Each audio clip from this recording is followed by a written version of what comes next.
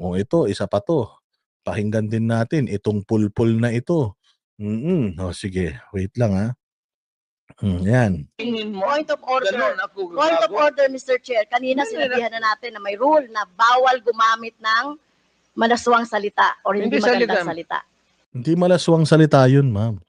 Ito, marami tayong kabobohan na maririnig dito. Hindi malaswang salita yun, Franz Castro. O, sabi nga ni PRD, ang gago in English is stupid. So, hindi masama ang salitang gago at stupid. I'm using a word, gano, am I that stupid? English yan. Ang Tagalog niyan is ganon ako gagago. Abogado ako, fiscal ako, ganon ako gagago. Huwag ka magbarurong, ma'am. You do not know me.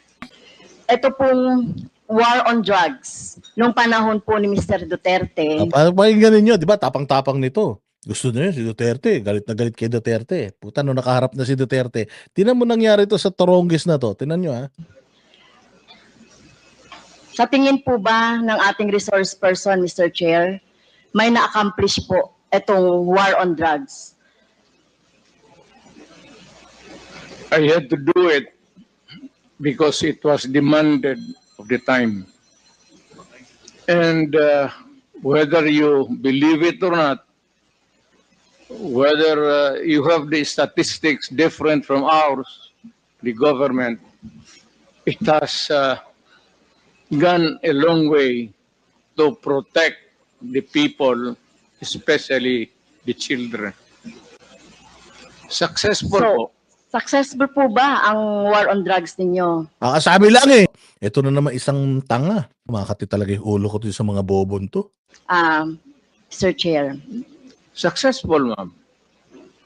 So how do you measure po yung success ng war on drugs? Ito naman, puta yung kanina, naghahanap ng report. Ito naman, how do you measure?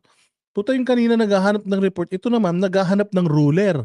Gusto naman i-measure. Mga makabayad, black na ito. Mantakin mo, tumatakbo senador to mga ulul na to. Ay, nako, walang mga utak. But because there is na-minimize yung drugs, you cannot entirely eradicate drugs because pang hanap buhay yan eh. Until now, you cannot kill everyone na alam mo o hindi mo alam. It's a commercial thing that is of value. And people, yung walang trabaho, walang hanap buhay, papasok talaga dyan. Lalo na if they are criminally inclined to do it. So, sabi nyo na-eradicate ninyo, Mr. Chair, Mr. Duterte, yung problema sa war on drugs nung panahon ninyo. And then, you cannot eradicate. No country in this planet, even the United States, it's more... Tangan nyo kasi, it doesn't mean it's a success na zero na. Hindi nga. Hindi nga kasi gano'n. Itong mga makabayan block na to, ang tatanga nyo naman. Ang ibig sabihin na naging successful is, let's say for example, from 10 naging 5 na lang, napababa. It is a success. It is a success. It's successful kasi from 10 hindi naging 20. From 10 naging 5. So bumaba. Which I can say is a success. Now, is it enough? No. Hindi enough. But is it a success or was it a success? Yes. And ano pa mahirap kasi intindihin to? Aral ba kayo? Parang hindi nagsipag-aral tong mga to eh. Problem to them than us. Hindi mo ma-eradicate, ma'am. Hanap buhay yan. Okay, pero sinabi niyo po kanina, Mr. Chair, sinabi niyo po kanina na success. Puta, success nga, successful. Pero hindi nga, ang tatanga, no? Alam mo, dapat sa inyo, siguro kumain na lang kayo ng lupa para may magawa kayong matino sa buhay ninyo. So how do you measure success? Yun po bang ipinasa ninyo sa Supreme Court na more than 20,000 na namatay sa panahon ninyo? Hindi, bobo. Yung success doon, napuno yung kulungan ng mga adik. Ang daming sumuko na mga adik. It's nandiyan yan, milyon. O hindi naman milyon, pero ang daming sumukong adik at napakarami nakulong. At napakaraming na-seize. At nawalan ng supply. Nandoon yung success. How do you measure success? Kung ikaw tanungin kita, Franz Castro, naging successful ka ba sa buhay mo? Pag sinabi mo na, yes, bakit? Ikaw na ba may-ari ng mundo? Hindi pa. Oh, hindi ka pa successful. Kung ikaw na may-ari ng mundo, ikaw na ang Diyos ng lahat ng tao, successful ka na. Pero kung ang tanong is, bakit mo masasabi na successful ka? Kasi dati, nagrarally lang ako sa kalsada eh. Dati, lang ako, amoy putok na ako kakasigaw. Pero putya, successful na ako ngayon. Nasa Congress na ako. Binabatikos ko na yung mga presidente. Ini-interpolate ko na sila. So, para sa akin, success. Yun. Pero hindi pa talaga yung success na yung buong mundo sa'yo na. Hindi yung ganun. Itong mga to, alam nyo, ang hirap nyo rin hanapan ng analogy. Putaragis, mga bulpol talaga tong mga to. Extrajudicial killings na karamihan ay mga bata. So nandito nga kanina, no, Ma'am Sir, Umaatake ka, game. Mr. Chair, Mr. Duterte, yung mga biktima, yung mga pamilya ng mga biktima, lalong-lalo na yung mga biktima na inosente, mga bata. Yung mga biktima na yan, masyado nyong ginagamit. Binibigyan nyo ba ng pera yan? Baka mamaya niyan, puros lang kayo gamit, wala kayong ambag ha. Bigyan nyo ng pera mga yan ha. Kailangan, pati mga abogado niyan, sagutin nyo ha. Hindi yung panay ang gamit nyo sa kanila. Tapos putya, pagka kalaunan na, nganga na, wala na. No? Walang kinalaman sa droga. Kagaya ng mga pinisent ng mga nanay dito. So, paano nyo mame-measure yung sinasabi nyong success? Hindi nyo na-eradicate. Gumamit na kayo ng force. Pinagpapatay yung mga suspected na mga drugs personality. Pero, hindi pa rin na-eradicate. Sabi nyo, hindi nyo ma-eradicate yan eh, kahit na gumamit na ng patayan. So, paano nyo nasabing success? Yung sa panahon ninyo, itong war on drugs? Success in the sense that it was minimized. Hindi naman that's a relative word. Pero, you know, I cannot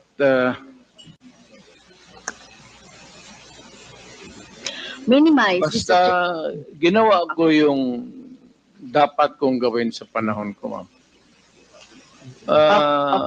Whether it is really acceptable to all or none at all, ginawa ko yung dapat gawin ko as president at that time. Now, if you are asking for accountability, then if you can, I said, ina-admit ako naman, file the case, and I will go to jail willingly if you can prove the case, because this is a democratic country and there is a democratic process. Even for criminals and even for a president or mayor who committed a wrong in the campaign against the drug menace of this country. Okay, so sa tingin ko po, Mr. Chair, hindi kayo naging success. No? Sa Anong hindi kayo naging success sa patong tanga mag-Ingles? Nanay siguro to ni Dan Fernandez. Kung hindi niya nanay to, baka matrona niya to. Kung hindi niya matrona to, baka teacher niya to. So hindi po kayo successful. So hindi po kayo successful. So hindi po kayo naging successful. Yung hindi po kayo success. Hindi talaga siya si success. Siya si Rodrigo Roa Duterte. Ay tapos magagalit sila kapag kayong mga English nila sisitahin mo. Gamit kayo ng maling salita, tapos pag sisitahin kayo, galit kayo. Amin ang napatay na biktima ng EJK. Hindi yon, no? Hindi yon yung makikita natin na na-minimize na talaga yung droga. In fact, tama ba to, Mr. Chair, na wala namang mga big fish na nahuli during your time? Wala talaga. Pwede mo mangingisda yan si Presidente eh. O sana kung mangingisda siya, hindi siya Presidente, eh di sana, eh di sana, nakahuli siyang big fish. Pero ito yung sinasabi niya. Wala naman daw malalaking drug lord ang nahuli during his time. So therefore, if that is your presumption, edi hindi drug lord si PRD. Eh hindi siya drug lord ng mga drug lord. Bakit? Kasi ikaw, in order for you to become successful sa iyong business, you eliminate the eliminate mo yung competition. So let's say for example, dito sa lugar na to, 3 tayong drug lord.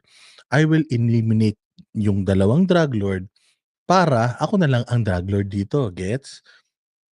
So ikaw na mismo nagsabi na walang malalaking drug lords na na-eliminate nung panahon ni PRD. Therefore, yung statement ni Trillanes na si PRD ang drug lord ng mga drug lord, eh wala na, na-revoke na o na-debunk na, 'di ba? Kasi kung ang namamatay noon pushers, it means mahinang drug lord si PRD. Bakit? Why do you have to kill yung mga foot soldiers mo or yung mga future foot soldiers mo? Eh ito, yung magtitinda ng kalakal mo. Meron akong produkto, tapos pinatay ko lahat ng tindero ko, paano ko mabibenta yung produkto ko? O 'di ba kabobo-bobo mo nun. Kung ako yung drug lord, tapos pinatay ko yung mga kakampi ko, mga kasamahan kong drug lord din dito, ineliminate ko yung competition, eh di ngayon nandito ngayon sa yung mga foot soldiers ko wala na silang makuha o sabihin ko, sa akin na kayo kukuha mula ngayon. O ano mangyayari doon sa stocks ko? Eh di kakalat ngayon yun. Yun yung ibig kong sabihin. Kaya nga dito malalaman mo na magkakaiba silang script, magkakaiba sila ng ng gustong tumbukin dito. Etong mga gunggong na ito, sinasabi nila na si Duterte wala naman nahuling big fish. Ito naman si Trillanes, sinasabi na si Duterte ang drug lord ng lahat ng drug lord. Na ang pinatay lang niya is ganito, ganyan, na hindi totoo yung war on drugs. Kasi siya talaga ang drug lord. Kung hindi totoo ang war on drugs, eh bakit meron pa kayong war on drugs hearing na dinidinig ngayon? So, pwede magbanggit, Mr. Chair, si Mr. Duterte, na mga big fish, yung mga drug lord, mga nagmamanufacture ng droga during the time. Kasi ang nakita lang natin ay bloody, no? Dugo ng ating mga maliliit, mga mahihirap na mga mamamayan. Pwede ka bang magbanggit, Mr. Chair, si Mr. Duterte, na drug lord o malalaking smuggler ng droga na napatay or nahuli or napakulong sa panahon mo? Ma'am, magtanong ako. Mr. Chair, ako po yung nagtatanong, point of order. Teka muna. Pwede po sasagutin na lang ng resource person. Mali yung tanong mo eh.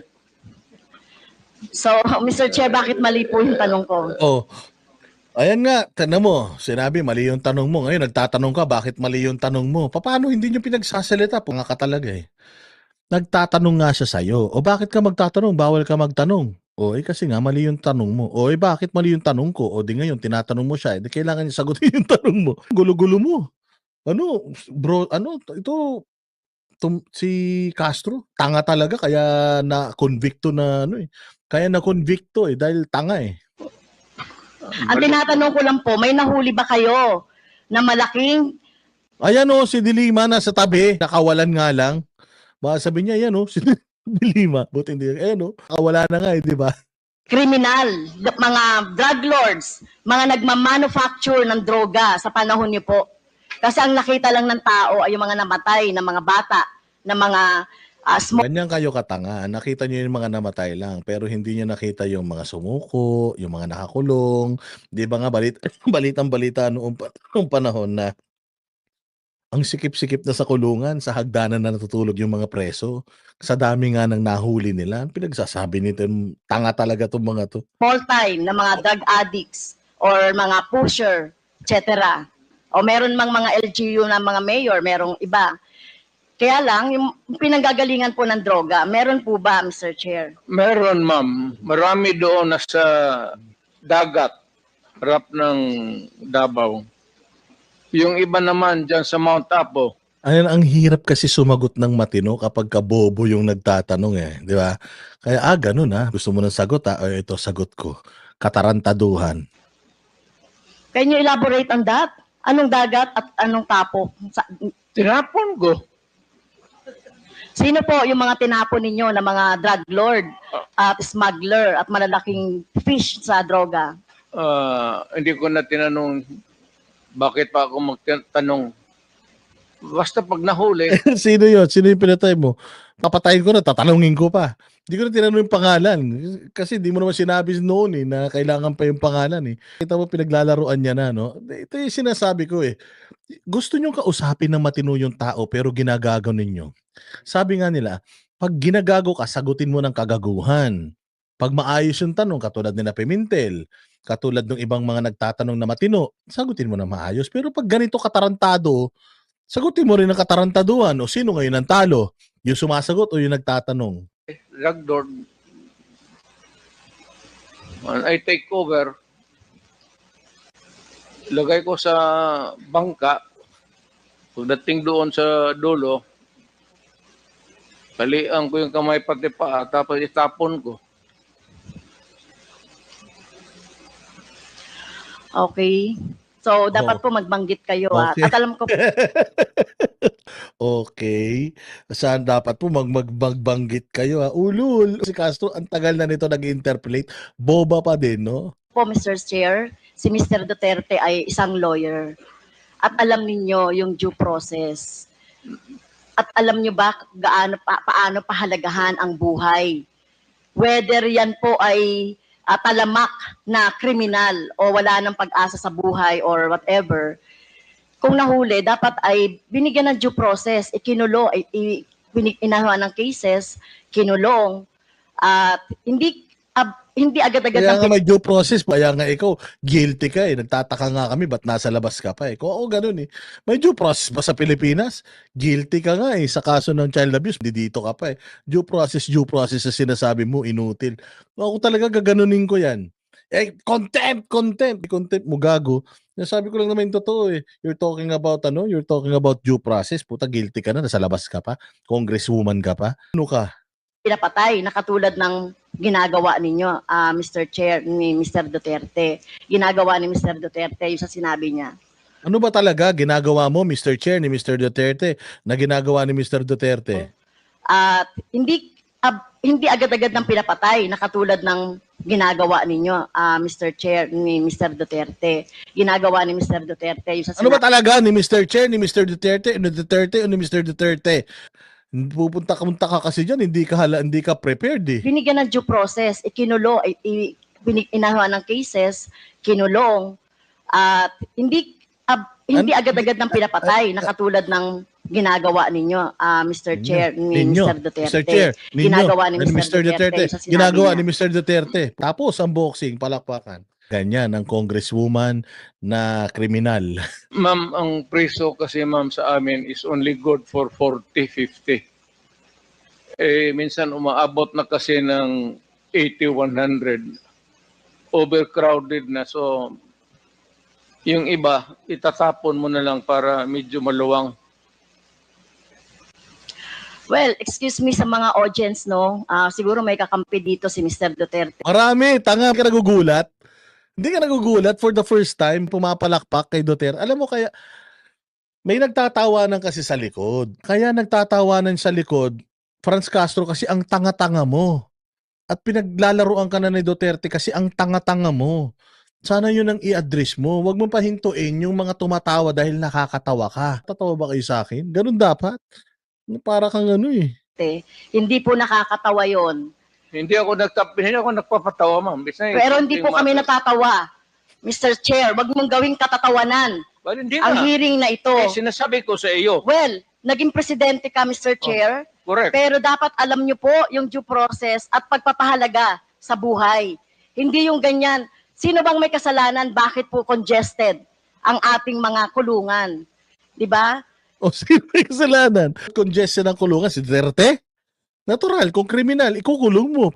Alam nga naman, maluwag, masikip ang kulungan. Wag na tayo magkulong, ganon. Tanga ka ba?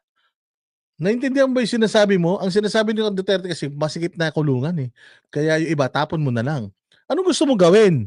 Masikip na yung kulungan. O ba't sumikip? Ikaw ang may kasalanan, ba't sumikip ang kulungan? Abay, ganun talaga. Trabaho ko, nahulihin lahat ng mga kriminal. So kasalanan ko na gumawa ko ng trabaho ko na yung mga nagtutulak, nagda-drugs, kinulong ko? Bakit po sinasabi ninyo, hanap buhay ng ibang mga tao, yung droga? Hanap buhay naman talaga. Papasok ba sa droga? Kaya nga nagbebenta ng droga eh. Di naman libre yung droga. Di naman pinamimigay yan. Hindi naman yung pandesal nga, may presyo eh. Pagtitinda nga ng taho, may presyo eh. Siyempre yung drugs, may negosyo yan. Saan ba kayo nakatira? Sa Mars? Ha? Sa Jupiter ba kayo nakatira, mga gonggong kayo? Libre ba drugs dito? Binibenta nga yan, kaya nga illegal binibenta yan. Sa negosyo yan, kabuhayan yan. Pinapatungan nila, tubo yan. Kaya nga mga drug lord, kasi nga, yan ang trabaho nila, magbenta ng droga. Bobo. Di ba dapat obligasyon ng pamahalaan na i-provide ng pagkakataon, oportunidad para sa employment Ano ang ba mga talaga? Salita ka ng salita dyan, di ka naman marunong. tao para hindi po na sa droga na katulad ng sinasabi ninyo, no, mga dahilan. Pero ito po, no, wag niyo pong gawing katatawanan. Kung totoo po yung sinasabi niyo, name names. Sino po yung tinapon niyo sa lupa, sa dagat? Tinapon sa lupa, tinapon sa dagat. Anga? Nakita pa po ba yan ng kamag-anak niya? Siyempre hindi na, gago, tinapon na nga eh. Hanapin mo kung gusto mo. Ito katulad po ng mga biktima ng droga, ng biktima ng EJ. Ano, biktima ng ate ng droga, ng ate, ano mo talaga? Po, sobrang pagmamahal mo kay Duterte, hindi ka na makapagsalita eh. Sabog ka ba? Kay dito. Wala man, Davao man ako assign, ma'am. Hindi po. Hindi Ito man katulad dito. nito, katulad niya.